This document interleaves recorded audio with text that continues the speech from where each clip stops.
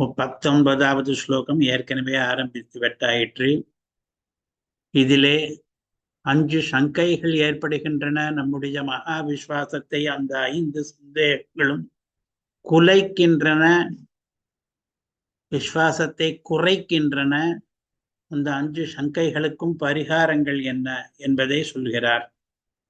ஸ்லோகம்: கர்த்தவ்யம் சகிருதேவ ஹந்த கலுஷம் சர்வம் ததோ நஷ்யதி பிரம்மேஷாதி சுதுர்லபம் பதமபி பிராப்யம் மயாத்ராகிதி விஸ்வாச பிரதிபந்த சிந்தனமிதம் பர்யஸ்யதி ந்யஸ்யதாம் ரங்காதீஷரமாபதித்வ சுபகம் நாராயணத்வம் தவ. பூர்வார்த்தத்திலே 5 சங்கைகள் ஏற்படுவதை தெரிவிக்கிறார். இந்த 5 என்ன என்று ஏற்கனவே ஒரு தடவை பார்த்தோம். இப்பொழுது அந்த 5 சங்கைகளுக்கு பரிகாரங்களை பார்ப்பதற்காக அதற்கு பூர்வாங்கமாக ஒரு தடவை 5 சங்கைகள் என்ன என்பதை மறுபடியும் பார்க்க போகிறோம். கர்த்தவ்யம் சகிருதேவ, ஒரே ஒரு தடவை தான் சரணாகதி பண்ண வேண்டும். ஹந்த, ஹந்த என்றால் அடடா இது என்ன ஆச்சரியம், ஒரே ஒரு தடவை சரணாகதி பண்ணினாலே கலுஷம் சர்வம் ததோ நஷ்யதி, எல்லா பாவமும் அழிந்து போகிறதே. ஒரு சின்ன லகு வியாபாரத்தாலே மகாபலம் கிடைக்கிறதே. கர்த்தவ்யம் சகிருதேவ அந்த கலுஷம் சர்வம் ததோ நஷ்யதி, எல்லா பாவமும் அழிந்து போகிறதாமே, இது ஆச்சரியமாக இருக்கிறதே. பிரம்மேஷான சுதுர்லபம் பதமபி பிராப்யம், பிரம்மா ஈசானன் இவர்கள் முதலானவர்களுக்கு, பிரம்மேஷாதிகளுக்கு கூட சுதுர்லபம் மிகவும் துர்லபமாயிருக்கிற ஒரு ஸ்தானம், ஸ்ரீ வைகுண்டம் என்கிற ஸ்தானம், பரமபதம் நித்திய விபூதி, அது அவ்வளவு துர்லபமான அவ்வளவு உத்கிருஷ்டமான ஸ்தானம் இந்த சரணாகதி பண்ணினவர்களுக்கு கிடைக்கிறதாம். பிராப்யம் மயாபி, எனக்கு கூட கிடைக்க போகிறது இது இந்த மோட்சம். ஏனென்றால் நானும் சரணாகதி பண்ணி இருக்கிறேன். மயாத்ராகிதி, அது மட்டும் இல்லை, அது திராக். திராக் என்றால் சீக்கிரமாகவே, விரைவாகவே, தாமசம் இல்லாமலே கிடைக்கப் போகிறது. இன்னும் சில பேருக்கு, யோகிகளுக்கெல்லாம் அது தாமதித்துத்தான் கிடைக்குமாம். ஆனால் சரணாகதியினுடைய மகாத்மியத்தினாலே, நான் ஆச்சாரிய நிஷ்டை பண்ணினதனாலே எனக்கு அது விரைவிலேயே கிடைக்குமாம். இது ஒவ்வொன்றையும் நினைத்து பார்க்கும் பொழுது ஹந்தா ஹந்தா என்று ஒவ்வொன்றிலேயும் சேர்த்து கொள்ள வருகிறது. அடடா இது என்ன நம்ப முடியாததாக இருக்கிறதே என்று.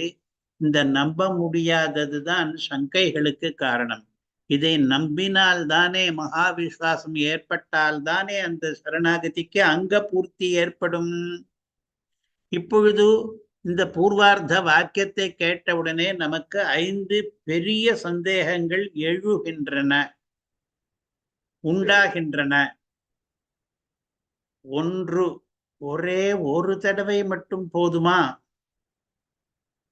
கர்த்தவ்யம் சகிருதேவ என்கிறீர்களே, ஒரு பெரிய பலன் கிடைக்க வேண்டுமானால் அதற்கான முயற்சியை மறுபடியும் மறுபடியும் பண்ண வேண்டும் என்று உலகத்தில் பார்த்திருக்கிறோமே.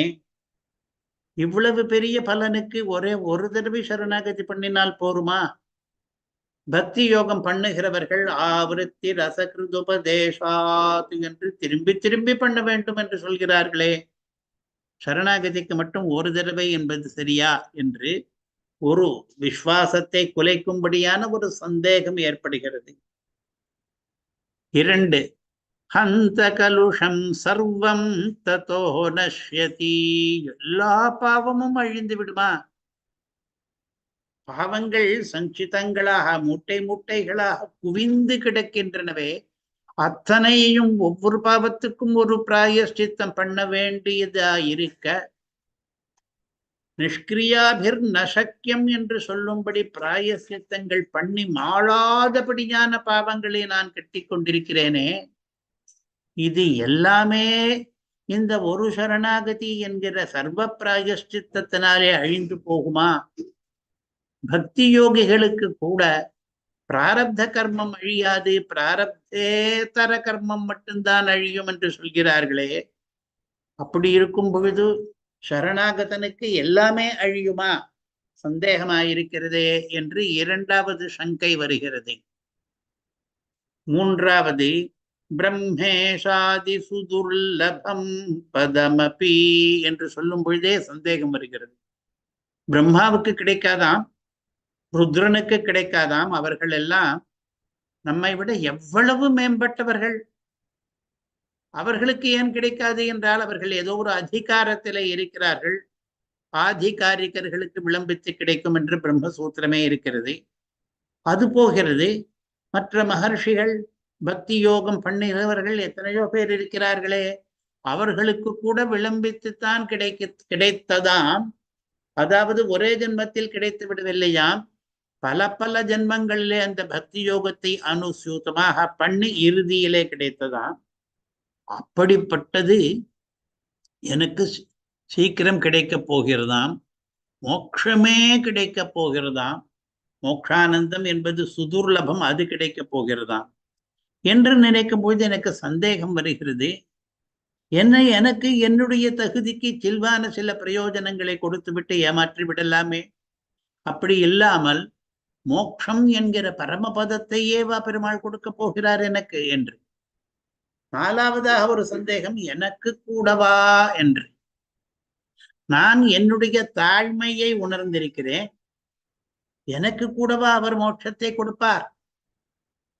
மகா பண்டிதர்களுக்கு அல்லது மகா சிஷ்டாகிரேசரர்களுக்கு, ஆச்சாரியர்களுக்கு, அழகிய சிங்கர்களுக்கு, ஆண்டவர்களுக்கு, அல்லது உத்தமூர் சுவாமி, முதுராந்தகம் சுவாமி, டிடி சுவாமி அவர்களுக்கெல்லாம் கிடைக்கும் என்றால் நம்புவேன். ஆனால் எனக்கு கூட அதே பலம் மோட்சம் கிடைக்கிறது என்றால் நம்ப முடியாமல் இருக்கிறதே. சரணாகதிக்கு அப்படி ஒரு பிரபாவம் சொல்கிறீர்களே, அது எனக்கு கூடவா அந்த பலனை பெற்று தரும் என்று விஸ்வாசம் குறைகிறது அந்த விஷயத்திலே. சீக்கிரமாகவேயா என்று. அதனாலையும் மயாத்ராகிதி என்று ஐந்தாவது சங்கை. இந்த ஐந்தையும் சேர்த்து பஞ்ச சங்கைகள் என்கிற பெயரை சுவாமி தேசிகனே கொடுத்திருக்கிறார். ரகசிய திரைசாரத்திலே, பரிகர விபாகாதிகாரத்திலே இந்த 5 சங்கைகள் நமக்கு ஏற்படுகின்றன. இந்த 5 சங்கைகளாலே நம்முடைய மகா விஸ்வாசம் குறைந்து போவதற்கான காரணம் உண்டு. அப்படி குறையாமல் இருப்பதற்காக நாம் எதை அனுசந்திக்க வேண்டும் என்பதை, இந்த சங்கைகளுக்கான பரிகாரங்களை இன்றைக்கு பார்க்க போகிறோம். இதே 5 சந்தேகங்களை சுவாமி தேசிகனுடைய சூக்தியாலேயே பார்ப்போம். இந்த 5 சந்தேகங்களுக்கு பீஜமாக இருக்கிற ஒரு வார்த்தையை இப்பொழுது ஞாச திலக்கத்திலே பார்த்து விட்டோம். அந்த வார்த்தையிலே 5 சந்தேகங்கள் ஸ்பஷ்டமாக சொல்லவில்லை, 5 என்பதையும் சொல்லவில்லை. ஆனால் வேறொரு இடத்திலே சுவாமி தேசிகன் 5 சந்தேகங்களை இப்படி கூறியிருக்கிறார். அவருடைய திருவாக்கு, அனந்தாபராதங்களை உடையார்க்கு அபிகம்யன் ஆகுகையும் கூடுமோ. நாம் அனந்த அபராதங்களை உடையவர்கள், அனந்த எல்லையில்லாத அளவில்லாத அபராதங்களை, குற்றங்களை புரிந்தவர்கள், தோஷசாலிகள். நமக்கு அவன் பரமன் நாராயணன் அபிகம்யன் ஆகுகையும் கூடுமோ, நெருங்கத்தக்கவன் ஆவானா? நாம் அவன் அருகிலே போய் அவன் முகத்திலே விழிக்க கூட முடியுமா? நம்முடைய குற்றங்கள், லோகத்திலே என்ன பார்த்திருக்கிறோம்? குற்றங்களை புரிந்தவர்கள் ராஜசபையிலே போய் ராஜாவின் எதிரிலே நிற்க முடியாது. ஏனென்றால் குற்றங்களை புரிந்தவர்களுக்கு ராஜா தண்டனை கொடுப்பான். அதே போலத்தான் நான் எந்த முகத்தை வைத்துக் கொண்டு பகவத் சந்நிதியிலே எதிரே போய் நான் நிற்க முடியும்? அவன் எனக்கு எப்படி அபிகம்யன் ஆவான்? அவன் கர்மானுரூப பலப்பிரதனாய் இருக்கிறவன் நம்மை லட்சியம் பண்ணவே மாட்டான். அவனுடைய பரத்துவம் எப்படிப்பட்டது, நம்முடைய நைச்சியம் எப்படிப்பட்டது, நமக்கும் அவனுக்கும் எவ்வளவு தூரம். அவன் நம்மை ஒரு பொருளாக நினைக்க வேண்டுமா, நம்மை பொருள்படுத்த வேண்டுமா, அலட்சியம் படுத்தி விடலாமே. அப்படி இருக்கும் பொழுது அவன் அபிகம்யன் ஆகிறான் என்பதையே நம்ப முடியவில்லையே என்று முதல் சந்தேகம். இரண்டாவது சந்தேகம், அளவில்லாத பலத்தை தருகையும் கூடுமோ? அப்படித்தான் அவன் நம்மை பார்த்து விட்டான் என்றாலும் நமக்கு ஏதோ ஒரு சில்வான என்றால் அல்பமான பலத்தை தந்துவிட்டு போ என்று அனுப்பித்து விடலாமே. ஏதோ பசுபுத்திராதிகளை மட்டும் கொடுத்து விட்டு நீ பிரகிருதி மண்டலத்திலேயே உழன்று கொண்டிரு என்றெல்லாம் சொல்லிவிடலாமே. அப்படி இல்லாமல் அளவில்லாத பலம் என்று சொல்லப்படுகிற மோட்ச பலத்தை அவன் தருவது என்பது கூடுமோ என்பது இரண்டாவது சந்தேகம். மூன்றாவது, பிரபத்தி ரூபமான அல்ப வியாபாரத்துக்கு தருகையும் கூடுமோ என்று. அவன் நமக்கு ஒரு பலன் தர வேண்டும் என்றால் அந்த பலத்துக்கு அனுரூபமான அனுகுணமான அதற்கு ஏற்றதான நாம் ஒரு பெரிய காரியத்தை பண்ணி இருக்க வேண்டுமே. ஸ்வர்க்க பலம் வேண்டுமென்றால் கூட ஜோதிஷ்டோமம் என்கிற யாகத்தை நடத்த வேண்டுமாம். அதற்கு 16 ரித்விக்குகள் வேண்டுமாம்.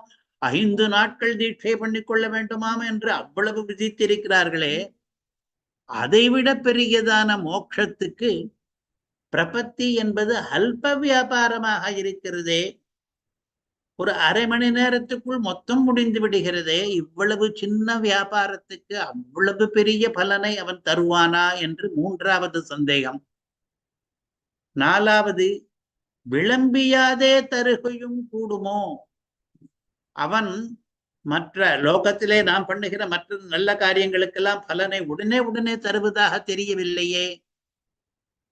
இன்றைக்கு நான் வேத பாராயணம் பண்ணினேன், அதனுடைய பலன் இன்றைக்கே கிடைக்கிறதா? இந்த ஜென்மத்திலேயே தான் கிடைக்கும் என்று உத்தரவாதம் உண்டா? கிடையாது. நாம் பண்ணுகிற நல்ல காரியங்கள், கோபுரம் கட்டினேன், குளம் வெட்டினேன் என்றால் அது ஒவ்வொன்றும் சத்காரியமாக இருந்தாலும் கூட அந்த புண்ணிய காரியங்களுக்கான பலன்களை அவன் உடனே தருவதில்லை, ஜென்மாந்தரங்களிலே தருகிறான் என்று பிரசித்தமாக இருக்கும் பொழுது இந்த சரணாகதிக்கு மட்டும் நான் கோரின காலத்திலேயே பலன் தருவான் என்று சொல்வது அது நம்பக்கூடியதாக இருக்கிறதா என்று அடுத்த சந்தேகம் வருகிறது. ஐந்தாவது, தரம் பாராதே தருகையும் கூடுமோ? யாருக்கு தருவது? தானம் பண்ணுகிறவர்கள் எல்லாருமே சத்பாத்திரத்தில் தானம் பண்ண வேண்டும் என்றுதான் விழைகிறார்கள். கோதானம் பண்ண வேண்டும், பூதானம் பண்ண வேண்டும் என்றால் ஸ்ரோத்ரியாய குடும்பினே தரித்திராய என்று பார்த்து அந்த தானத்தை வாங்கி கொள்வதற்கான தகுதி உள்ளவர்களுக்கு மட்டும்தானே கொடுக்கிறார்கள். அப்படி தராதரம் இருக்கிறது அல்லவா? அப்படி அந்த தரத்தை பார்க்காமல் எல்லோருக்கும் அந்த மோட்சம் என்கிற பலத்தை அவன் தருவான் என்று சொல்கிறீர்களே.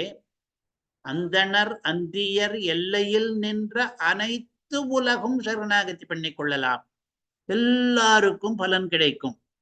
அதற்காக வாசித்திருக்க வேண்டியதில்லை, வேதம் ஓதி இருக்க வேண்டியதில்லை, மந்திர ஜபம் பண்ணி இருக்க வேண்டியதில்லை.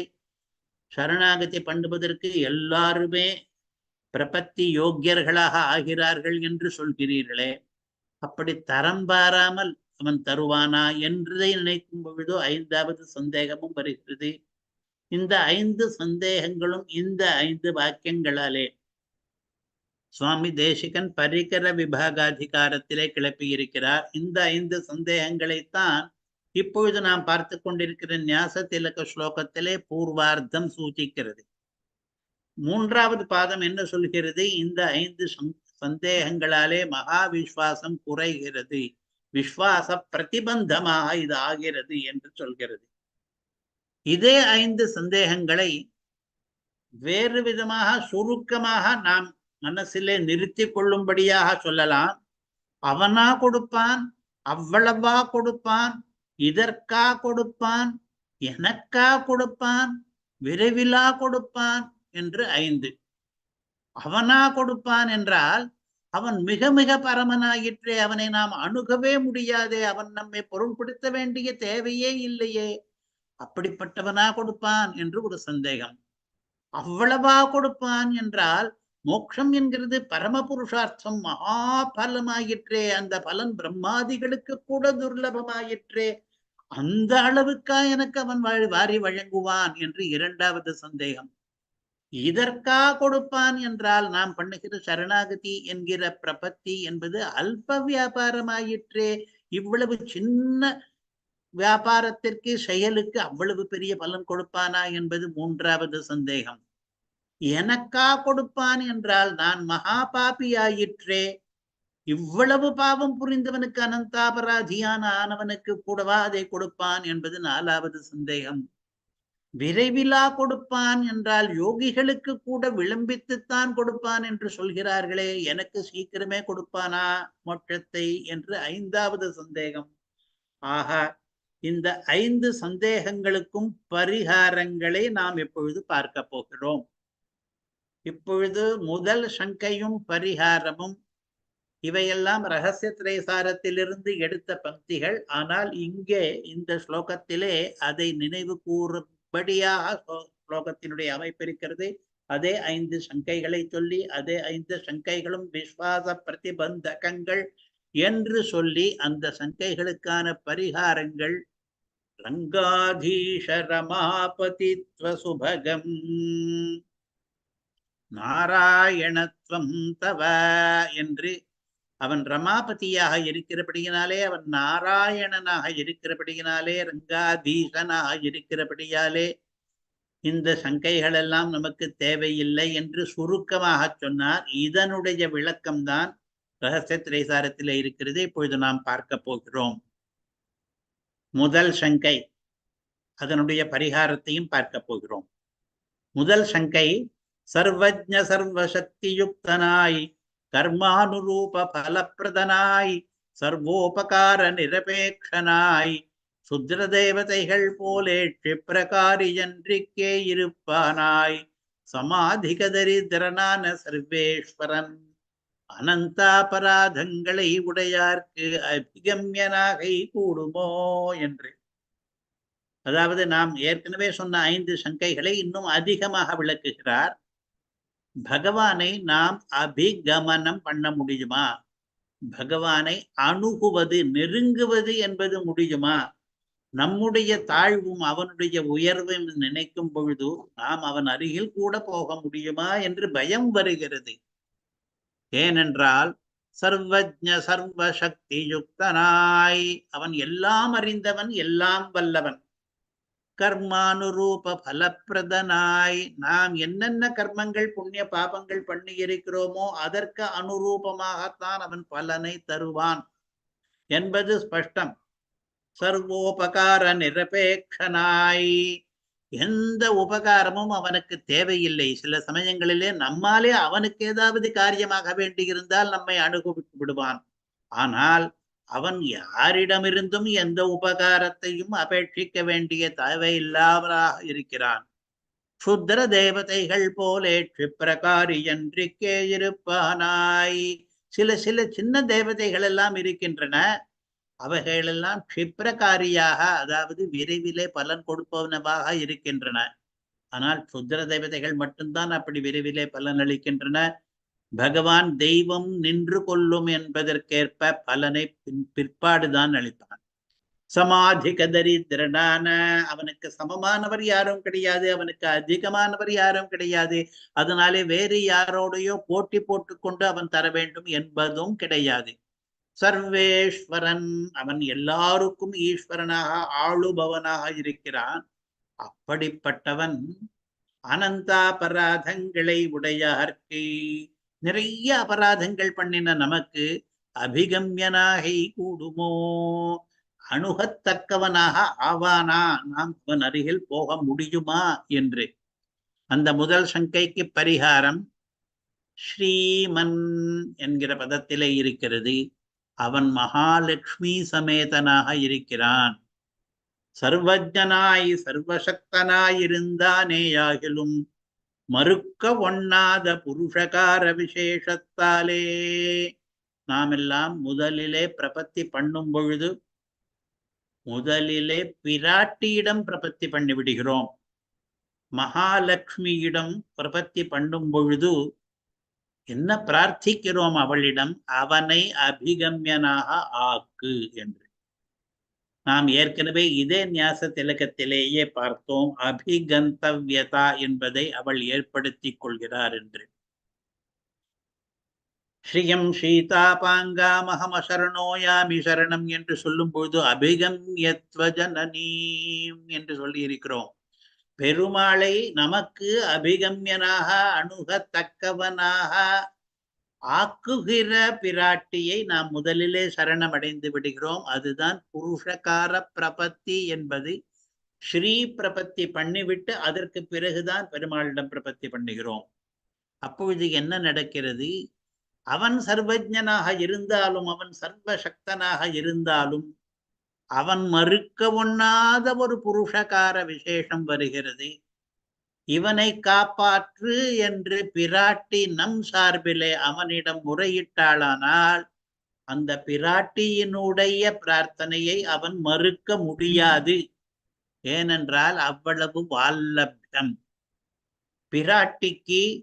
அவனிடத்திலே வால்லப்யம், அவன் வல்லபனாக இருக்கிறான் அவளுக்கு.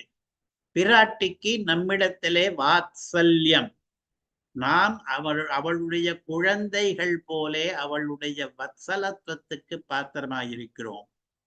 பிராட்டி ஒரு தலையிலே வாத்சல்யமும் இன்னொரு பக்கத்திலே வால்லப்யமும் கொண்டிருக்கிற காரணத்தாலே நம்மை காப்பாற்ற வேண்டும் என்று அவனிடம் அவள் முறையிட்டாளானால் அவனாலே மறுக்க முடியாது. மறுக்க ஒண்ணாத புருஷகார விசேஷத்தாலே, இங்கே புருஷகார விசேஷம் என்று சொல்வது சிபாரிசு. அந்தப்புற பரிஜன விஷயத்திலே போலே நாம் திரும்பி திரும்பி இந்த 5 சங்கைகளை சொல்லும் பொழுது லோக ரீதியாக பார்க்கிறோம். லோகத்திலே ஒரு ராஜாவை அணுகி ஒரு காரியம் நடக்க வேண்டும் என்றால் என்னென்ன நடக்குமோ அதே போல, அதனாலே அதே ரீதியிலேயே பரிகாரமும் பார்த்து கொள்ளலாம். ராஜா எல்லாரையும் ஒரே மாதிரியாகவா நடத்துகிறான்? அந்தப்புற பரிஜனங்கள் என்றால் தன்னுடைய அந்தப்புறத்திலே இருக்கிற மகளிருடைய பரிஜனங்கள், அவர்கள் விஷயத்திலே ராஜா சிறிது வேறு மாதிரியாக அதிக இடம் கொடுத்துத்தான் வைத்திருக்கிறான். அபிகம்யனாகத்தான் ஆகிறான். நாமெல்லாம் பெருமாளுக்கு அந்தப்புற பரிஜனம். ஏனென்றால் பெருமாளுடைய அந்தப்புறத்தை சேர்ந்தவள் பிராட்டி, அவளுடைய பரிஜனம் நான். பட்லர் சொல்லுவார் ஸ்ரீ குணரத்ன கோஷத்திலே மாதர்மைதிலி என்று, நான் உன்னுடைய, எனக்கு பெருமாளை விட பிராட்டிதான் அதிகமாக தோன்றுகிறது. என்ன காரணம் என்றால் அவளை சேர்ந்தவன் நான் என்பதனாலே தான் பெருமாள் என்னை எனக்கு அபிகம்யன் ஆகிறார் என்று. அந்தப்புற பரிஜனமாக நாம் ஆகிவிடுகிறோம்.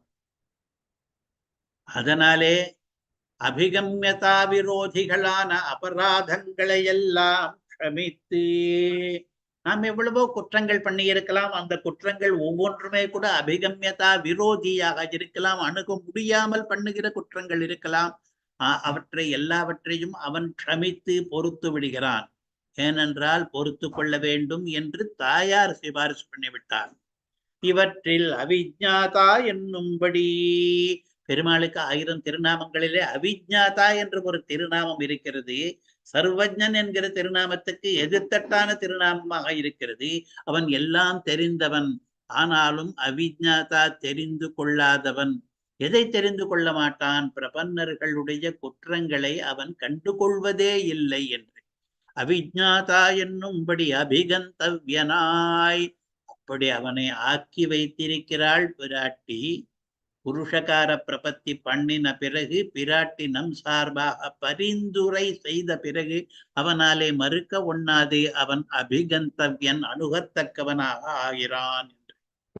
இந்த அர்த்தம் மந்திரத்திலே எந்த இடத்திலே தெரிகிறது என்றால், ஆரம்பத்திலே இருக்கிற ஸ்ரீமன் நாராயண என்ற இடத்திலே ஸ்ரீமன் என்று சொல்லும் பொழுது லக்ஷ்மியோடு கூட நித்திய சஞ்சோகம் கொண்டவனே என்று அர்த்தம். அது இந்த முதல் சங்கையை பரிகரித்து விடுவது. லக்ஷ்மியினுடைய பரிஜனமாக நாம் ஆன பொழுது அவனை அணுக முடியும் என்று. அடுத்தது இரண்டாவது சங்கையும் அதனுடைய பரிகாரம். பிராப்தி விரோதியான அனந்த அபராதங்களை உடையார்க்கு அளவில்லாத பலத்தை தருகை கூடுமோ என்று. குற்றவாளிகளுக்கு குற்றங்களை சமைப்பது மட்டும் இருந்து நிறுத்தினால் பரவாயில்லை, குற்றவாளிகளுக்கு நிறைய பரிசுகள் எல்லாம் கொடுக்கலாமோ, அப்படி கொடுப்பானோ, அது கொடுத்தால் தகுமோ? நாம் எல்லாம் அனந்த அபராதங்களை உடையவர்கள், அவன் அளவில்லாத பலத்தை, மோட்ச பர்யந்தமான பலத்தை தருவான் என்று சொல்வது கூடுமா? அதனாலே சரணாகதியிலே எனக்கு விசுவாசம் குறைகிறது என்பது இரண்டாவது சங்கை. அதற்கான பரிகாரம் எப்பொழுது? கர்மானுரூப பலப்பிரதனேயாகிலும். இந்த சங்கை சரியானதுதான். ஏனென்றால் அவன் நாம் என்னென்ன கர்மங்கள் பண்ணி இருக்கிறோமோ அதற்கு அனுகுணமான பலத்தை தான் தருவான். அதனாலே குற்றவாளிக்கு மோட்சத்தை தருவது கூடுமா என்று கேட்டது சரிதான். இப்பிரபத்தி ரூப வியாஜத்தாலே பிரசன்னனாய், ஆனால் அவனே சொல்லி வைத்திருக்கிறான் இந்த கர்மாவுக்கு இந்த பலம் என்று சொல்லும் பொழுது பிரபத்தி என்ற கர்மாவுக்கு என்ன பலம் என்பதையும் அவன் சேர்த்துத்தான் சொல்லி இருக்கிறான். பிரபத்தி என்பது ஒரு வியாஜம், ஒரு சாக்கு. அதனாலே அவனுக்கு முகோல்லாசம் ஏற்படுகிறது, அவன் பிரசன்னனாகிறான். அதனாலே சுவாமித்வதாசத்வ சம்பந்தத்தால் நமக்கும் அவனுக்கும் ஏற்கனவே ஒரு சம்பந்தம் இருக்கிறது. அவன் சுவாமி, நான் தாசன் என்று. நாம் யாரோ அவனுக்கு புதுமுகமான ஆள் கிடையாது. நம்முடைய சுவாமி தான் அவன், அவனுடைய தாசன் தான் நாம். அந்த சம்பந்தம் காடமான சம்பந்தமாக இருக்கிறது. தாயம் போலே ஸ்வத பிராப்தமான, எப்படி பிதாமானவன் புத்திரனுக்கு பலத்தை தருகிறானோ, எந்த பலத்தை லோக ரீதியிலே பார்த்தால் அவனுடைய சொத்தெல்லாம் புத்திரனுக்குத்தானே தருகிறான். தாயம் போலே ஸ்வத பிராப்தமான, அதனாலே இவனுக்கு இந்த பலமெல்லாம் தாயம் போலே, சொத்துக்கள் வந்து சேர்வது போலே இவனுக்கு ஏற்கனவே இவனுடையதுதான் அந்த மோட்சம் என்பது. அளவில்லாத பலத்தையும் தரும். முக்கியமான காரணம் சம்பந்தம் என்பது. பகவானுக்கும் நமக்கும் ஏற்கனவே சம்பந்தம் இருக்கிறது. அவன் சுவாமி, நாம் சேஷி என்கிற சம்பந்தம். அவன் பிதா போல, நாம் புத்திரர்கள் போல. பிதா புத்திரருக்கு சொத்தை தருவானோ என்றால் தரத்தானே வேண்டும், புத்திரர்களுக்குத்தானே தர வேண்டும். அதனாலே அந்த சம்பந்தம் காடமாக இருக்கிறபடியினாலே அளவில்லாத பலத்தை அவன் தரத்தான் தருவான் என்பது இரண்டாவது சங்கைக்கு பரிகாரம். முதல் சங்கைக்கு பரிகாரம் புருஷகாரம் ஏற்பட்டிருக்கிறது, அதாவது பரிந்துரை பண்ணுகிறாள் லட்சுமி என்று. இரண்டாவது சங்கைக்கு பரிகாரம் நமக்கும் அவனுக்கும் உள்ள சம்பந்தம் ஏற்கனவே இருக்கிற சம்பந்தம், அது நித்திய சம்பந்தமாக இருக்கிறது, ஒழிக்க ஒழியாத சம்பந்தமாக இருக்கிறது. உறவேல் நமக்கிங்கு ஒழிக்க ஒழியாது என்று ஆண்டாளுடைய சூக்தியிலிருந்து ஒழிக்க ஒழியாது என்கிற பதத்தை நாம் விவகரித்துக் கொண்டிருக்கிறோம். அப்படிப்பட்ட ஒரு சம்பந்தம் நமக்கும் அவனுக்கும் இருக்கிறபடியினாலே அவனுடைய சொத்துக்களை நமக்கு கொடுக்கத்தான் வேண்டும். மூன்றாவது சங்கை, அல்ப வியாபாரத்துக்கு தருகையும் கூடுமோ என்று. தந்தால் கூட அந்தந்த பலனுக்கு அனுரூபமான விவசாயத்தையும் பிரயத்தனங்களையும் உத்தியோகங்களையும் முயற்சிகளையும் பண்ணுகிறவர்களுக்குத்தானே தர வேண்டும். அல்பமான ஒரு வியாபாரம் பிரபத்தி என்பது சிறிது நேரத்திலே முடிந்து விடுகிற வியாபாரம், அந்த செயலுக்கு அவ்வளவு பெரிய பலன் தரலாமா என்று அடுத்த சந்தேகம் வந்தது. மூன்றாவது சங்கை இது. அதற்கான பரிகாரத்தை தேசிகன் அருளி செய்கிறார். அவாப்த சமஸ்த காமதயாலே சர்வோபகார நிரபேட்சனேயாகிலும். சந்தேகம் எழுந்தது சரிதான். ஏனென்றால் அவனுக்கு நம்மாலாக வேண்டியது ஒன்றுமே கிடையாது. யாராலையுமே உபகாரம் அவன் அபேட்சிப்பதில்லை. அவனுக்கு நாம் என்ன பண்ணிவிட முடியும்? அல்பவியாஜத்தாலே வசீகாரியனான சுஜன சார்வபௌமனை போலே. லோகத்திலே கூட ஒரு மகாராஜா இருந்தானால், சார்வபௌமன் சக்கரவர்த்தியான ஒரு மகாராஜா சுஜனனாக இருந்தானால், அதாவது நல்ல குணம் கொண்ட ஒரு மகாராஜா இருந்தால் அவனை வசீகரிப்பது சுலபம். அல்பவியாஜத்தாலே வசீகரிக்கலாம். அவனுக்கு பிரியமான 2 வார்த்தையை பேசி வசீகரித்து விடலாம். ஒரே ஒரு எலுமிச்சம்பழத்தை கொண்டு போய் அவனிடம் கொடுத்து வசீகரித்து விடலாம். அவனிடம் பிரார்த்தனையை, யாஜ்ஞையை சரியாக பண்ணினதுனாலேயே அவனை வசீகரித்து விடலாம் என்று லோகத்திலேயும் பார்க்கிறோம்.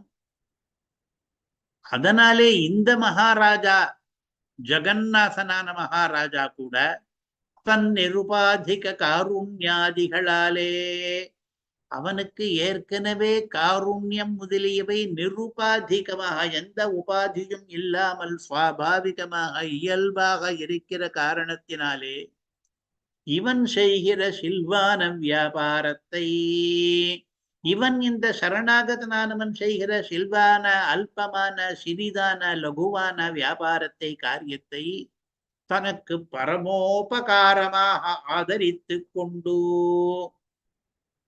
இவன் என்னுடைய பிரீத்திக்காக இந்த காரியத்தை நான் சொன்ன ரீதியிலேயே என் கட்டளைக்கு கீழ்ப்படிந்து பண்ணுகிறானே, இது தனக்கு செய்கிற உபகாரம் என்று அவன் ஆதரித்துக் கொள்கிறானாம். கிருத்தஜர்கள் எல்லாம், மகா புருஷர்கள் எல்லாம் இப்படிப்பட்ட குணங்களை உடையவர்கள்தான்.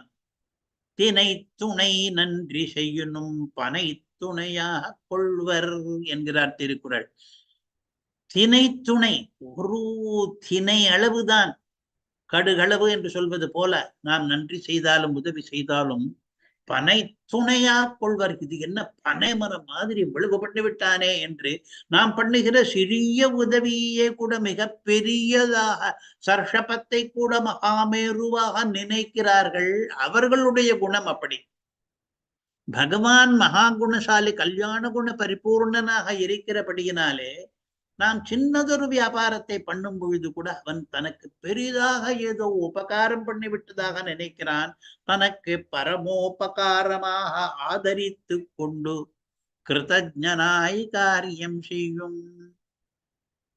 நமக்கு இந்த உதவியை பண்ணிவிட்டானே, அதனாலே நாம் அவனுக்கு நன்றி உடையவனாய் இருக்க வேண்டும் என்று அவன் பக்கத்திலே கார்த்தஜ்யம் கொண்டு காரியத்தை பண்ணுகிறான். ஆகையாலே அல்ப வியாபாரத்துக்கு கூட பெரிய பலன் கிடைக்கலாம்.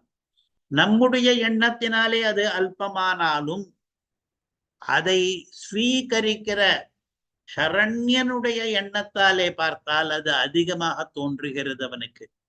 அதை அவன் பரமோபகாரமாக நினைக்கிறான். ஏனென்றால் அதை அவன் கட்டளைப்படி நாம் பண்ணி இருக்கிறோம். அடுத்தது 4வது சங்கையும் அதனுடைய பரிகாரமும். தாழாதே தருகையும் கூடுமோ என்பது 4வது சங்கை. தாழாதே என்றால் தாமதிக்காமல் என்ற அர்த்தம். தாழ்ந்து என்றால் விளம்பித்து. அதற்கான பரிகாரம் இப்பொழுது, க்ஷுத்ர தேவதைகளைப் போலே க்ஷிப்ரகாரி அன்றாகிலும். இது ஏற்கனவே வந்த பங்கி. க்ஷுத்ர தேவதைகள் இருக்கின்றன, கிராம தேவதைகள், குல தெய்வதைகள் என்றெல்லாம். அவையெல்லாம் க்ஷிப்ரகாரி, உடனே பலனை கொடுத்து விடுகின்றன. நம்முடைய பிரார்த்தனையை விரைவிலேயே நிறைவேற்றி விடுகின்றன.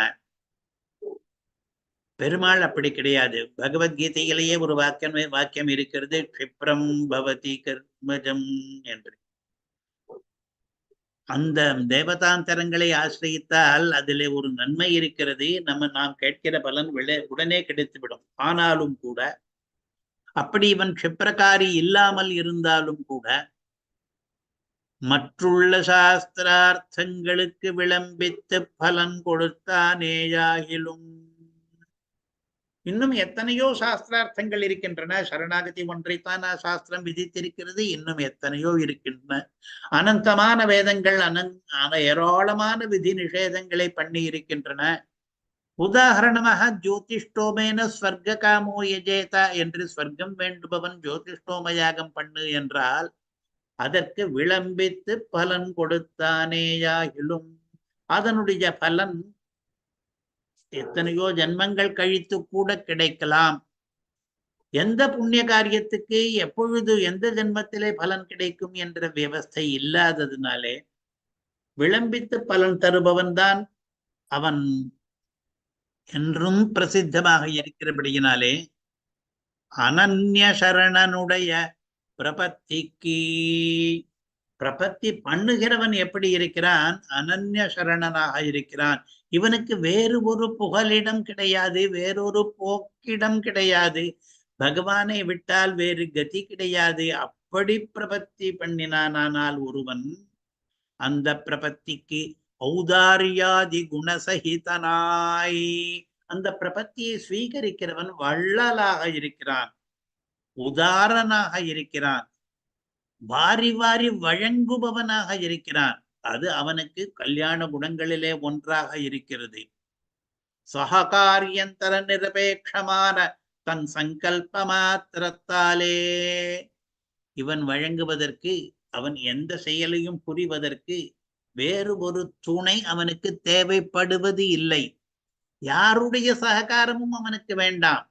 அவன் சங்கல்ப மாத்திரத்தாலேயே எதையும் சாதிக்க வல்லவன். ஆகையினாலே இந்த பலனையும் சீக்கிரம் தரலாம். அப்படி ஏதாவது நிதர்சனங்கள் உண்டா சீக்கிரம் தந்ததாக என்று கேட்டால் காக விபீஷணாதிகளுக்கு போலே ராமாயணத்திலே தெரிகிறது. காக்கா சரணாகதி பண்ணும் பொழுது எவ்வளவு நாழி ஆயிற்று பலன் தருவதற்கு. பிராண ரட்சணம் என்ற பலன் உடனே தந்து விட்டான். தானே போட்ட பிரம்மாஸ்திரத்தை தான் திரும்பி வாங்கி கொண்டு விட்டான். காக்கம் சரணாகதி பண்ணின மாத்திரத்திலேயே அது நடந்து விட்டது. விபீஷணாதிகளுக்கு போலே விபீஷணன் சரணாகதி பண்ணினான், உடனே அதற்கு கைமேல் பலன் கிடைத்து விட்டது. தன்னுடைய கோஷ்டியிலே சேர்த்து கொண்டது மட்டும் இல்லாமல் அவனுக்கு பெரியதொரு ஸ்தானத்தை கொடுத்து அந்த கோஷ்டியிலே அவன் மூலமாக எவ்வளவோ இந்த ராவணனுடைய சைன்யத்தை பற்றிய தகவல்களை எல்லாம் தெரிந்து கொண்டு விபீஷணனுக்கு பலம், அவன் நினைத்த பலனை விட அதிகமாக விபீஷண பட்டாபிஷேகம் என்பது யுத்தத்துக்கு முன்னேயே நடந்து விடுகிறது. அவ்வளவு அவசரம் என்ன? விபீஷணன் சரணாகதி பண்ணிவிட்டான். சரணாகதி பண்ணினவர்களுக்கு பலனை கொடுப்பதிலே அவசரப்படுகிறார் பகவான்.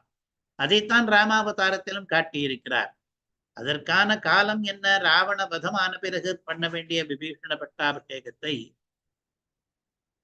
இப்பொழுதே சுக்ரீவா ஜலத்தை கொண்டு வரும், இவனை அபிஷேகம் பண்ண போகிறேன் என்று யுத்தத்துக்கு முன்னேயே பட்டாபிஷேகம் பண்ணுகிறாரே, ராஜ்ய பட்டாபிஷேகம்.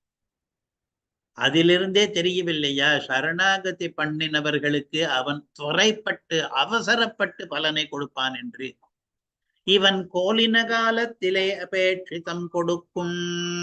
இவன் இந்த சரணாகதனானவன் கோலின காலத்திலே தனக்கு எந்த காலத்திலே பலன் வேண்டும் என்று பிரார்த்திக்கிறானோ அந்த காலத்திலே, பொதுவாக நாம் எல்லாம் எந்த காலத்திலே அந்த மோட்ச பலனை பிரார்த்திக்கிறோம் என்றால் சரணாகதி பண்ணும் பொழுதே சொல்லிவிடுகிறோம், ஏதத் தேகாபசானே மாம் த்வத்பாதம் பிராபஜஸ்வயம் என்று. இந்த தேகத்தினுடைய முடிவிலே, அதாவது இந்த ஜென்மத்தினுடைய முடிவிலே எனக்கு மோட்சம் வேண்டும் என்று அது கோலின காலமாக இருக்கிறது. அப்ப ஜன்மாவதானே என்று சொல்லி இருக்கலாமே, கோலின காலத்திலே என்று ஏன் சொல்லுகிறார் என்றால் வேறு விதமாகவும் நாம் போல முடியும், பிரார்த்திக்க முடியும்.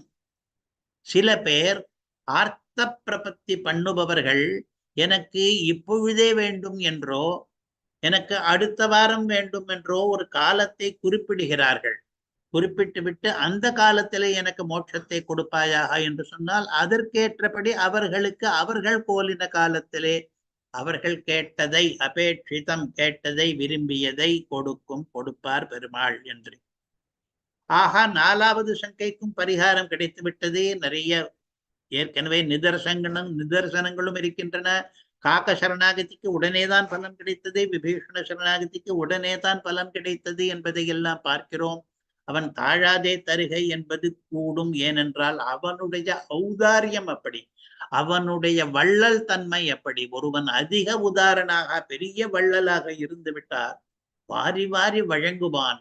அந்த தகுதி அவனுக்கு இருக்கிறதா என்பதை பார்க்காமல் வழங்குகிற தகுதி தனக்கு இருக்கிற காரணத்தாலே எவனுக்கு வழங்குகிறானோ அவனுடைய தகுதியையும் மீறி அதிகமாக வழங்குவான் அவன் என்பது பரிகாரமாயிற்று. 5வது சங்கை அதனுடைய பரிகாரம். தரம் பாராதே தருகையும் கூடுமோ. தராதரம் பார்க்காமல் கெட்டவர்களுக்கெல்லாம் கூட அதிக பரிசுகளை எல்லாம் கொடுக்கலாமா? ராஜா அப்படி கொடுப்பது கிடையாதே. அப்படி எவனாவது கொடுத்தான் ஆனால் அவனை நல்ல ராஜா என்று நாம் சொல்வது கிடையாதே. தரம் பார்க்க வேண்டும் என்பதே ஒரு நீதி ஆயிற்றே. அப்படி இருக்கும் பொழுது தரம் பாராதே தருகை என்பது கூடுமா என்பது கடைசியான 5வதான சங்கை. அதற்கான பரிகாரம் எப்பொழுது?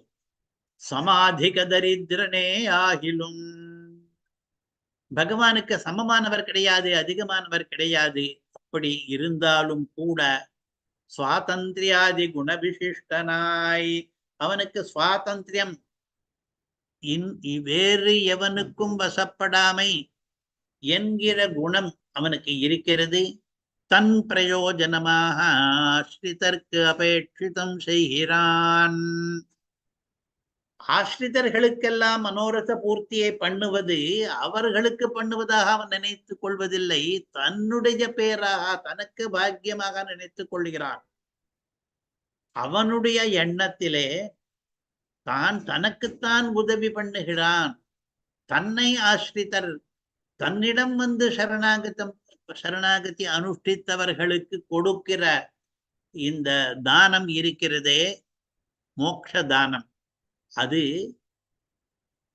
தன் பிரயோஜனமாக எனக்கு இன்றைக்கு இன்னொரு வரவு, இன்னொரு ஆத்மாவோடு விவாகம், இன்னொருத்தனை கடைத்தேற்றி ஆயிற்று என்பதை தன்னுடைய பிரயோஜனமாக வைத்துக் கொள்கிறான். அப்படி பண்ணுகிற பலன் தன்னுடையது என்றவன் கருதிவிட்டானால் கோசல ஜனபத ஜந்துக்களுக்கு போல, இதற்கும் ராமாயணத்தில் இருந்துதான் உதாரணம் காட்டுகிறார். கோசல ஜனபத, கோசல தேசத்திலே இருக்கிற ஜந்துக்களுக்கு, அங்கு இருக்கிற மனுஷர்களுக்கு பண்ணின உபகாரம் ஒரு பக்கம் இருக்கட்டும், தூர்வா புல் முதலானவற்றுக்கெல்லாம் கூட, புல் எறும்பு முதலானது என்று ஆழ்வார் சொல்லுவார், அவற்றுக்கெல்லாம் கூட மோட்சம் கொடுத்தானே. ஏன் கொடுத்தான்? தரம் பார்க்காமல் தானே அங்கே தந்தான். அவற்றுக்கு மகாவிஸ்வாசம் இருக்கிறதா என்பதை கூட அவன் பார்க்கவில்லையே. எல்லா ஜந்துக்களுக்கும் கொடுத்து விட்டானே. கற்பாரி ராமபிரான எல்லால் மற்றும் கற்பரோ புற்பா முதலா என்ற இடத்திலே தரம் பாராமல் தந்ததைத்தானே ஆழ்வார் பாடியிருக்கிறார். கோசல ஜனபத ஜந்துக்களுக்கு அவன் தரம் பாராமல் எல்லோருக்கும் தந்தது போலே இங்கே சரணாகதர்கள் எல்லாருக்கும் தரத்தட்டென்ன. லோகத்திலே கூட குமாரனோடொக்கத்திரியக்கான கிளிக்கு பாலூட்டும் கணக்கிலே ஒரு ராணி இருக்கிறாள். அவளுக்கு ஒரு குழந்தையும் பிறந்திருக்கிறது, அவள் வளர்க்கிற கிளியும் இருக்கிறது. அந்த ராணியானவள் தன்னுடைய குழந்தையோடு ஒக்க சமமாக திரியக்கான விலங்காக இருக்கிற அந்த கிளிக்கு கூட பால் ஊட்டுகிறாள் அல்லவா. அந்த கிளியும் அவளுக்கு செல்ல பிள்ளைதான். தன்னுடைய குழந்தைக்கு பால் ஊட்டுவது போலதான் அந்த கிளிக்கும் அவள் பால் ஊட்டுகிறாள். இது தரம் பாராதே செய்கிற காரியம்தானே. ராஜகுமாரனாக போகிறவன் யுவராஜாவாக ஆகப் போகிறவன், பிற்காலத்திலே ராஜாவாக ஆகப் போகிறவன் தன்னுடைய குழந்தை. இந்த கிளி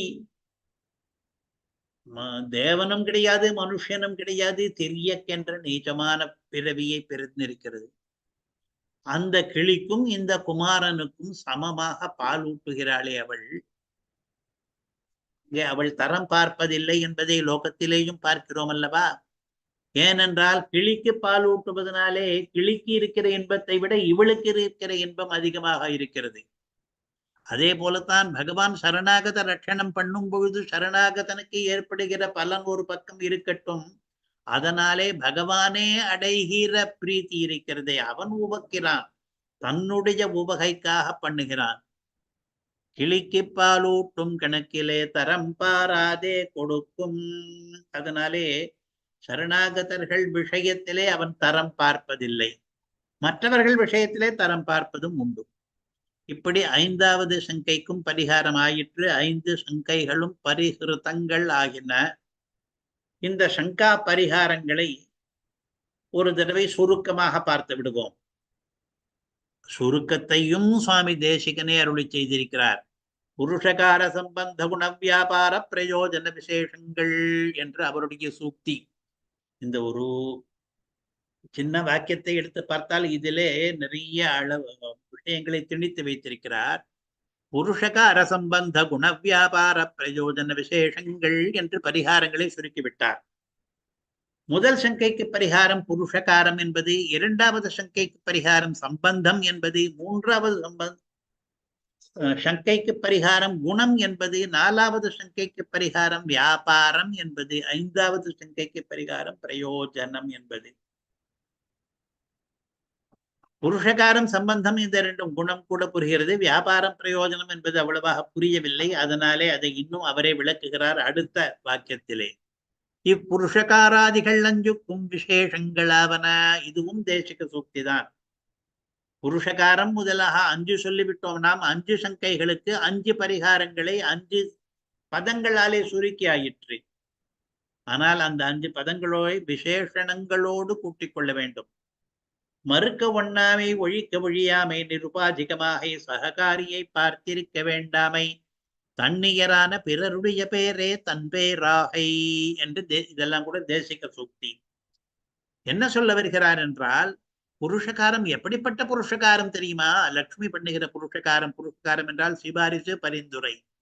மறுக்க ஒண்ணாமை, மறுக்க ஒண்ணாத புருஷகாரத்தை அவள் பண்ணுகிறாள். பண்ணுகிறவள் அவளானபடியினாலே அவராலே மறுக்க முடியாது. நாம் எவ்வளவோ பிரார்த்தித்தால் கூட அவராலே மறுக்க முடியும். நமக்கு நம் சார்பிலே நம்முடைய பந்துக்கள் யாராவது சிபாரிசு பண்ணினால் அவராலே மறுக்க முடியும். ஆனால் நாம் பிராட்டியிடம் புருஷகாரம் பிரபத்தி பண்ணின பிறகு பிராட்டி அப்புருஷகாரம் பண்ணினால், பரிந்துரை செய்தாளானால் அவராலே மறுக்க முடியாது. மறுக்க ஒண்ணாத புருஷகாரம் என்பது முதல் பரிகாரத்தினுடைய சங்கிரகம். ஒழிக்க ஒழியாத சம்பந்தம் என்றது 2வது பரிகாரத்தினுடைய சுருக்கம். அவர் சுவாமி, நாம் தாசன் என்கிற இந்த உறவானது ஒழிக்க ஒழியாத சம்பந்தமாக இருக்கிறது. பிதாவினுடைய சொத்து புத்திரனுக்கு தாயம் போலே சேர்வது போலே அவர் நமக்கு உதவித்தான் ஆக வேண்டும் என்று. 3வது நிருபாதிக குணம். அவருக்கு ஏற்பட்டிருக்கிற குணம் இருக்கிறதே, காருண்யம் முதலிய வாத்சல்யம், ஔதாரியம் முதலிய குணமானது நிருபாதிகமாக இருக்கிறது. எந்த உபாதியையும் இட்டு வரவில்லை, சுவாபாவிகமாக இருக்கிறது. அது 3வது பரிகாரத்தினுடைய சுருக்கமாகிறது. வியாபாரம், சககாரியை பார்த்திருக்க வேண்டாத வியாபாரம். தாழாதே தருமா என்ற சங்கைக்கு அவர் தருவதற்கு வேறு என்ன துணை வேண்டும்? எதற்காக அவர் காத்திருக்க வேண்டும்? அவர் தர வேண்டும் என்று நினைத்து விட்டால் சககாரி எதுவும் அவருக்கு அபேட்சிதர் கிடையாதே. அவருடைய வியாபாரமானது சககாரியை பார்த்திருக்க வேண்டாத வியாபாரமாகிறதே என்பது. கடைசியாக தன்னியரான பிறருடைய பேரே தன் பேராகை என்று, பிறர் மற்றவர்களுடைய இங்கே சரணாகதர்கள் ஆனபடியினாலே தன்னுடைய பிரசாத பாத்திரமான தன்னுடைய அனுகிரக பாத்திரமான ஆஸ்ரிதர்களுடைய பேரு புருஷார்த்தமே தன் பேரு தனக்கும் புருஷார்த்தம் என்று நினைக்கிற அந்த பிரயோஜனம், அவர் தனக்கு இதை பிரயோஜனமாக நினைக்கிறார். இன்னொருவரை சரணாகதராக்கி அவருக்கு மோட்ச பிரதானம் கொடுப்பது என்பதை இப்படி 5 பரிகாரங்களுக்கும் சுருக்கமாக ஞாபகம் வைத்துக் கொள்வதற்கு எளிதாக வேறு பதங்களை இட்டு சுவாமி தேசிகனே இந்த சூக்தியை அருளி செய்திருக்கிறார். இப்பொழுது நாம் பார்த்து வருகிற ஞாச திலக ஸ்லோகத்திலே பூர்வார்த்தம் முடிந்தது. உத்தரார்த்தத்திலே சாரம் என்ன என்றால், இந்த 5 சங்கைகளும் மகாவிஸ்வாசத்துக்கு பிரதிபந்தகமாக இருக்கின்றன. இவற்றை பரியஸ்யதாம் சரணாகதி பண்ணுகிறவர்களுக்கு பரியஸ்யதி தள்ளி விடுகிறது. இந்த சங்கைகளை எல்லாம் உதறி தள்ளி விடுகிறது. எது தள்ளுகிறது என்றால், 4வது பாதத்திலே சொல்கிறார், ரமாபதி சுபகம் நாராயணத்வம் தவ என்று. நீ ரமாபதியாக இருக்கிறபடியினாலேயும் நீ நாராயணனாக இருக்கிறபடியினாலேயும் இதெல்லாம் தள்ளப்படுகிறது என்பது எங்களுக்கு புரிகிறது. ரங்காதீஷா என்று அங்கே சம்போதனம் அரங்கநாதனே என்று, அதுவும் கூட நமக்கு புரிவதற்கான வழியிலே சேர்த்துக் கொள்ளலாம். நீ திருவரங்கத்துக்கு வந்து இங்கே கண் வளர்ந்தருளுவதிலிருந்தும் எனக்கு புரிகிறது இந்த 5 சங்கைகளுக்கும் பரிகாரங்கள் கிடைத்து விட்டன என்று. இது துவய மந்திரத்திலே தெரிகிறது.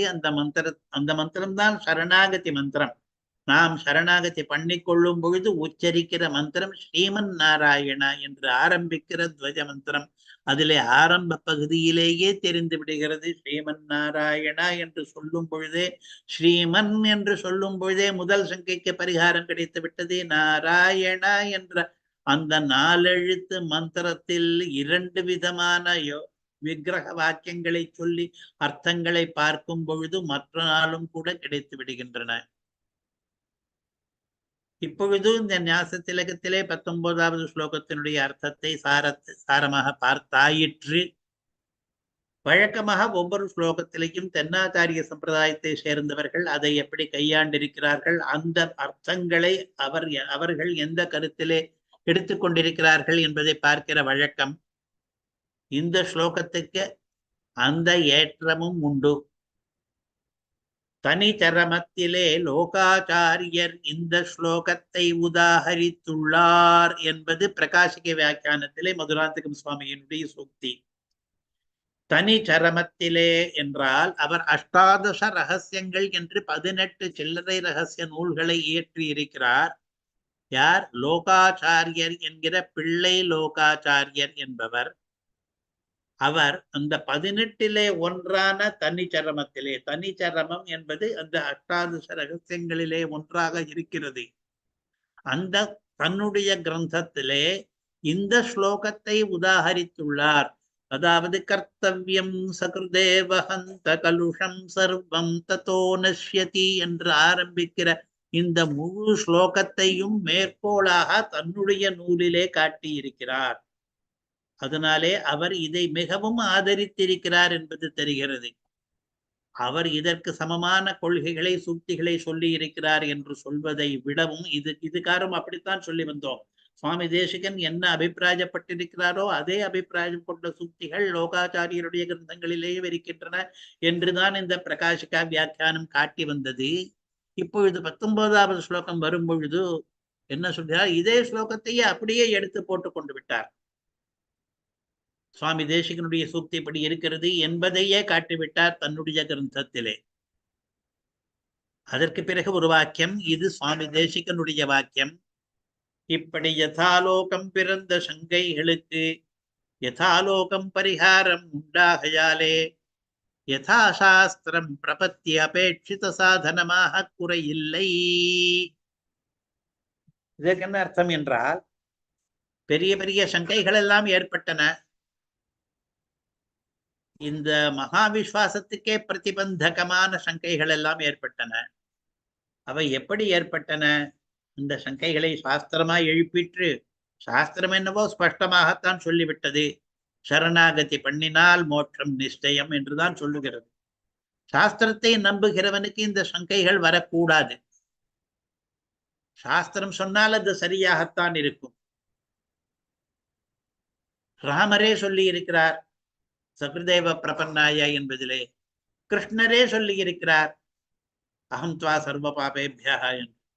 இப்படியெல்லாம் இருந்த பிறகும் கூட சரணாகதி இந்த பலனை கொடுக்குமா, நமக்கு கொடுக்குமா, சீக்கிரம் கொடுக்குமா, தரம் பாராமல் கொடுக்குமா என்றெல்லாம் சங்கைகள் வந்தால் அது சாஸ்திரத்திலிருந்து வந்த சங்கை இல்லை. பின்ன ஏன் நமக்கு சங்கைகள் வந்தன என்றால் யதாலோகம் பிறந்த சங்கை. உலகத்திலே நம்முடைய உலக அனுபவத்தை வைத்துக் கொண்டு நாம் இந்த சங்கைகளை பண்ணுகிறோம்.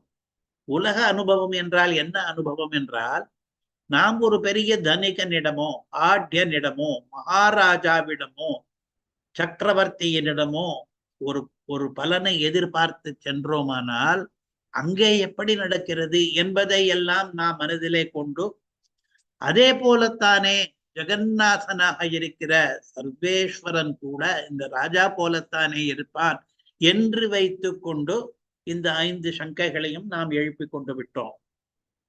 இப்பொழுது என்ன சொல்கிறார்? யதாலோகம் பிறந்த சங்கைகளுக்கு யதாலோகம் பரிகாரம் உண்டு. நாம் என்ன 5 சங்கைகளுக்கும் பரிகாரம் சொல்லிக் கொண்டிருக்கிறோமே. வாஸ்தவமா இருந்தால் என்ன சொல்லி இருக்க வேண்டும்? சாஸ்திரத்தை நம்பு. சாஸ்திரம் சொன்னதெல்லாம் உண்மையாகத்தான் இருக்கும். கீதாச்சாரியன் சொல்லிவிட்டான், என்னை சரணம் அடைந்தால் சர்வ பாபேபியோ மோட்சயிஷ்யாமி என்று. ராமன் சொல்லிவிட்டான், ஒரே ஒரு தடவை பிரபத்தி பண்ணினவனுக்கு நான் அபயத்தை கொடுத்து விடுகிறேன் என்று சொல்லிவிட்டான். இப்பொழுது ராமருடைய வாக்கு, கிருஷ்ணருடைய வாக்கு, சாஸ்திரத்தினுடைய வாக்கு, ஆகமங்களுடைய வாக்கு, லட்சுமி தந்திரத்தினுடைய வாக்கு, இதெல்லாம் ஏக ரூபமாக ஏககண்டமாக பேசின பிறகு கூட சரணாகதனுக்கு மோட்சம் கிடைத்து விடுமா என்று சந்தேகத்தை பண்ணிக் கொண்டிருந்தால் அது தப்பு. சாஸ்திரத்தை நம்பித்தான் ஆக வேண்டும் என்று சொல்லி முடித்திருக்கலாம். அப்படி முடிக்கவில்லை. யதாலோகம் பிறந்த சங்கைகளுக்கு யதாலோகம் பரிகாரம் சொல்லி இருக்கிறார் சுவாமி தேசிகன். 5 சங்கைகளுக்கும் லோகத்திலே நடப்பதே போல அதையே வைத்துக் கொண்டு பரிகாரம் சொல்லியிருக்கார். ராஜாவா இருந்தால் ராணி சொல்லிவிட்டால் கேட்க மாட்டானா? பிதாவுக்கு உள்ள சொத்து புத்திரனுக்கு போய் சேராதா? இந்த மாதிரி எல்லாம் லோகத்தில் இருப்பதையே திருஷ்டாந்தமாக காட்டி யதாலோகம் பரிகாரம் சொல்லிவிட்டாகிய ஆனபடியினாலே யதாசாஸ்திரம் பிரபத்தி அபேட்சித சாதனமாக குறையில்லை. பிரபத்தியானது அபேட்சித சாதனமாகிறது என்றது சாஸ்திரம் சொல்லிற்று. சாஸ்திரம் சொன்ன ஒன்றுக்கு சாஸ்திரத்திலே விசுவாசமாந்தியம் உள்ளவர்கள் யதாலோகமாக சில சங்கைகளை பண்ணுகிறார்கள். அந்த சங்கைகளுக்கெல்லாம் யதாலோகமாகவே பரிகாரமும் சொல்லி ஆகிவிட்டது. இப்பொழுது யதாசாஸ்திரமாக பிரபத்தியானது நமக்கு பலனை கொடுத்தே தீரும் என்று நம்புவோம்.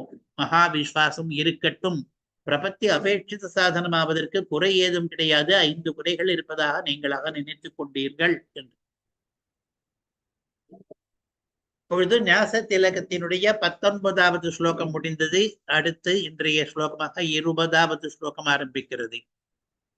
धी कर्म भक्ति रहितस्य कदाप्यशक्या रंगेश भाव कलुष प्रणति द्वयोक्तेः मन्ये बलं प्रबल दुष्कृतशालिनो मे त्वन्मूल देशिक कटाक्ष निपातमाद्यम्. 20வது ஸ்லோகத்தினுடைய சாரம் சொல்ல வேண்டும் என்றால் ஆச்சாரிய நிஷ்டையே உபாயம் என்கிறார். இதிலே நான் சரணாகதி பண்ணிக்கொள்ளும் பொழுது நான் என்னுடைய தாழ்வை, என்னுடைய தோஷங்களை உணர்ந்தவனானபடியினாலே நானாகவே பண்ணிக்கொள்ளவில்லை. சாஸ்திரம் அதையும் தான் அனுமதிக்கிறது. சரணாகதி பண்ணிக்கொள்பவன் ஸ்வநிஷ்டை என்பதையும் பண்ணிக்கொள்ளலாம். தானாகவே பகவானிடம் சென்று இதே மாதிரியான ஒரு பிரபத்தி பிரயோகத்தை புருஷகார பிரபத்தி தாயாரிடம் பிரார்த்தனையில் ஆரம்பித்து ஸ்வனிஷ்டையிலே கூட பண்ணி கொள்ளலாம். ஆனால் நான் அப்படி பண்ணவில்லை. ஏன் பண்ணவில்லை என்றால் என்னுடைய குறைபாடுகள் எனக்கு நிறைய தெரிந்திருக்கின்றன. என்னென்ன குறைபாடுகள்? தீ கர்ம பக்தி ரஹிதஸ்ய, அது ஒரு குறைபாடு. பாவ கலுஷ, அது இரண்டாவது குறைபாடு. பிரபல துஷ்கிருதசாலி, அது மூன்றாவது குறைபாடு. இவ்வளவு குறைகள் கொண்ட நானாக பகவானிடம் அணுகாமல் தேசிக கட்டாட்ச, ஆச்சாரிய கட்டாட்சம் வரட்டும் என்று அவரை முன்னிட்டு கொண்டு ஆச்சாரிய நிஷ்டையாக சரணாகதியை அனுஷ்டிக்கிறேன். அந்த ஆச்சாரிய கட்டாட்சத்துக்கும் துவன்மூல, இந்த ரங்கநாதன் தான் அருள் பண்ணி இருக்கிறான்.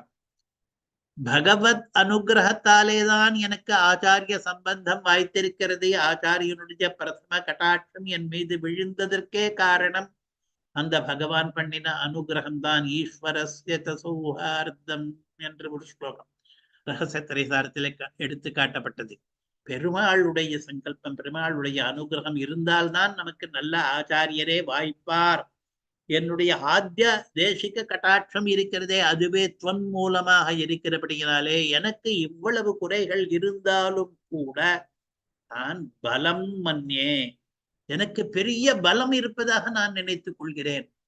ஆச்சாரிய சம்பந்தம் ஏற்பட்ட விட்ட பிறகு எனக்கு பலம் வந்து விட்டது. நான் இனி நிச்சயமாக இந்த சரணாகதியினுடைய பலனை அடைவேன் என்கிற மகா விஸ்வாசத்துக்கு இது ஹேத்துவாகிவிட்டது. நான் ஆச்சாரியனை சேர்ந்து விட்டபடியினாலே எனக்கு எவ்வளவோ குறைபாடுகள் இருந்தாலும் கூட என்னுடைய ஆச்சாரியர், அவர் ஆச்சாரிய லட்சணம் பொருந்தியவராக இருக்கிறபடியினாலே, அவர் சிஷ்டராக இருக்கிறபடியினாலே, அவருடைய பரிந்துரை எனக்கு இருக்கிறபடியினாலே, அவர் என்னை சரணாகதனாக ஆக்கி இருக்கிறபடியினாலே எனக்கு நிச்சயம் பலன் கிடைக்கும் என்பதை நான் பலமாக கருதுகிறேன். மன்யே பலம் என்று. இப்பொழுது முதல் பாதத்தினுடைய கருத்து தீ கர்ம பக்தி ரஹிதஸ்ய கதாப்யசக்தியா என்பது. தீ என்றால் புத்தி என்ற அர்த்தம் இங்கே ஞான யோகத்தை சொல்லுகிறது. கர்ம என்றால் செயல் என்ற அர்த்தம் இங்கே கர்ம யோகத்தை சொல்லுகிறது. பக்தி என்றால் உத்கிருஷ்ட விஷயத்தில் ஏற்படுகிற மகனீய விஷயே பிரீத்திகி பக்தி, பெரியவர்களிடம் ஏற்படும் அன்பு, அதற்கு பக்தி என்று பெயர்.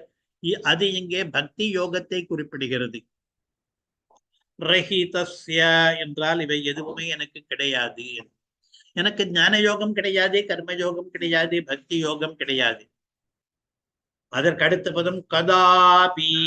அட இப்பொழுது இல்லை என்றால் கொஞ்சம் கொஞ்சமா சிறுக சிறுக அதற்கான தகுதிகளை எல்லாம் பெற்று பின்னாலே பண்ணி கொள்ளலாமே என்றால், கதாபி எப்போதும் எனக்கு அவை ஏற்பட போவதும் இல்லை. பிரபத்தி பிரயோகத்திலே அப்படித்தான் நாம் சொல்லி சேர்த்துக்கிறோம்.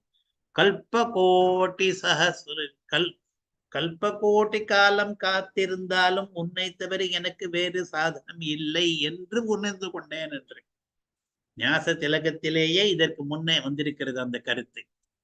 அதனாலே எனக்கு கதாபி எப்பொழுதுமே இதெல்லாம் வரப்போவது கிடையாது. அசக்தியா, ஏன் வராது என்றால் நான் அசக்தன். என்னுடைய அசக்தி காரணமாக நான் கர்ம பக்தி ரஹிதனாக இருக்கிறேன். எனக்கு சரணாகதி தவிர வேறு வழி இல்லை என்பது முதல் பாதத்தினுடைய சாரம். எனக்கு கிடைக்கக்கூடிய ஒரே ஒரு மார்க்கம், ஒரே ஒரு உபாயம் சரணாகதி மட்டும்தான். இதை பிரகாசிக்கை வியாக்கியானம் இப்படி தெரிகிறது. அரங்கனே, மோட்சத்துக்கு சாட்சாத் சாதனமான பக்தியும் அதற்கு அங்கங்களான கர்மயோக ஞான யோகங்களும் என் பக்கல் இல்லை. இதை சொல்லும் பொழுது அதிகப்படி கருத்தையும் சேர்த்திருக்கிறார் வியாக்கியாதா மதுராந்தகம் சுவாமி. மூலத்திலே ஞான யோகம் இல்லை, கர்மயோகம் இல்லை, பக்தி யோகம் இல்லை என்பது என்று மூன்றையும் ஒரே தட்டிலே வைத்து பேசிவிட்டார். உண்மையிலே மோட்சத்துக்கு சாதனம் பக்தி யோகம்தான். ஞான யோகமும் கர்மயோகமும் அதோடு கூட சமமாக வைக்க வேண்டியவை கிடையாது. அது அந்த பக்தி யோகத்துக்கு அங்கங்களாகத்தான் இருக்கின்றன. இப்படி இவ்விரண்டுக்கும் தாரதமியம் இருப்பதை பற்றி இன்னும் கூட நிறைய எழுதியிருக்கிறார் வியாக்கியானத்திலே. இப்பொழுது இன்றைக்கு அதை எடுத்து சொல்லவில்லை. மோட்சத்துக்கே சாட்சாத் சாதனமாக இருக்கிறது பக்தி. அந்த பக்திக்கு அங்கங்களாக கர்மயோகமும் ஞான யோகமும் இருக்கிறது. என் பக்கலிலே எதுவுமே கிடையாது. ஏதாவது ஒன்று கர்மயோகம் மட்டும் இருந்ததானால் நாளடைவிலே பக்தி நிஷ்பன்னமாகும், பக்தி யோகம் போல மோட்சம் போய்விடலாம் என்று நினைக்கலாம். இப்பொழுது அங்க சம்பத் ஏற்பட்டிருக்கிறது, பிறகு அங்கேயும் வரலாம் என்றெல்லாம் கொஞ்சம் காத்திருக்கலாம். ஆனால் எனக்கு எதுவுமே கிடையாது. ஞான யோகமும் கிடையாது, கர்மயோகமும் கிடையாது, சாட்சாத் சாதனமான பக்தி யோகமும் கிடையாது. ஆகையாலே வேறு வழி இல்லாமல் சரணாகதியை மட்டுமே நம்பி அவலம்பித்திருக்கிறேன் நான் என்று முதல் பாதத்தினுடைய கருத்து. இப்பொழுது இங்கே நிறுத்திக் கொள்வோம். ஸ்ரீமதே வீர ராகவாரிய மகாதேசிகாய நமஹ. கவிதார்க்கிக சிம்ஹாய கல்யாண குணசாலினே ஸ்ரீமதே வெங்கடேஷாய வேதாந்த குரவே நமஹ. ஸ்ரீமதே நிகமாந்த மகாதேசிகாய நமஹ.